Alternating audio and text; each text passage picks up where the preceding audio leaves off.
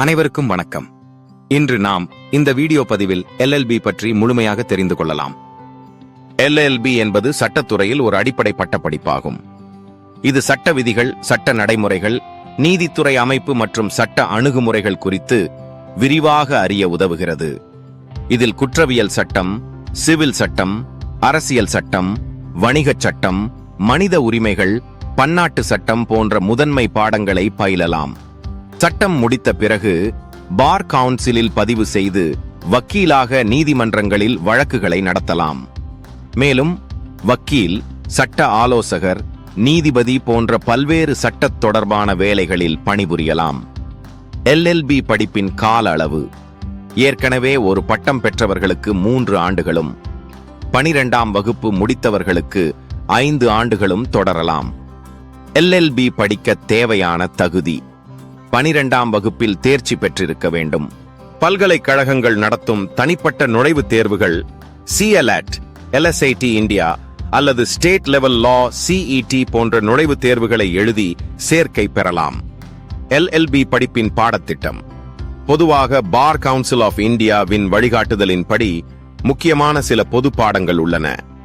முதலாம் ஆண்டில் constitutional law, Indian penal code, Law of Property and Easement, Law of Contract, Company Law and Corporate Law, Legal Methods and Research Methodology போன்ற பாடங்களையும், இரண்டாம் ஆண்டில் Civil Procedure Code, Criminal Procedure Code, Law of Evidence, Environmental Law, Public International Law and Human Rights Law போன்ற பாடங்களையும், மூன்றாம் ஆண்டில் Labor and Industrial Law, Consumer Protection Law, Family Law, Intellectual Property Rights, Administrative Law, Taxation Law, Drafting, Pleading and Conveyancing போன்ற பாடங்களையும் கற்றுக்கொள்வர்.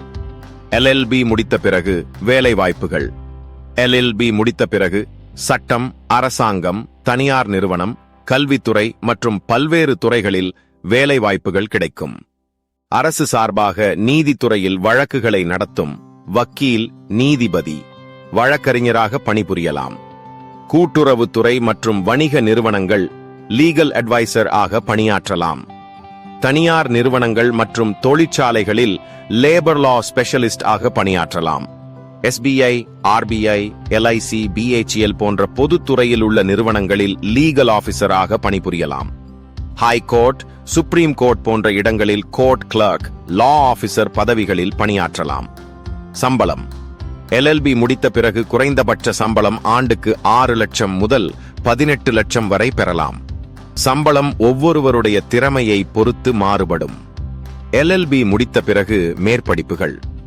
LLB முடித்த பிறகு நீங்கள் உயர்கல்வி தொடர விரும்புவோர் மாஸ்டர் ஆஃப் லாஸ், MBA இன் லா அல்லது பிசினஸ் லா போன்ற மேற்படிப்புகளை தொடரலாம்.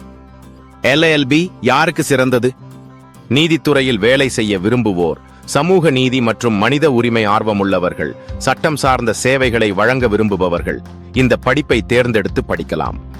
மேலும் ஒரு நல்ல சட்ட மாணவராக வளர திறமையான தொடர்பு திறன், தீர்மானிக்கும் திறன், தொடர்ந்து கற்றுக்கொள்ளும் மனப்பாங்கு போன்ற சில முக்கிய திறன்கள் பெற்றிருக்க வேண்டும்.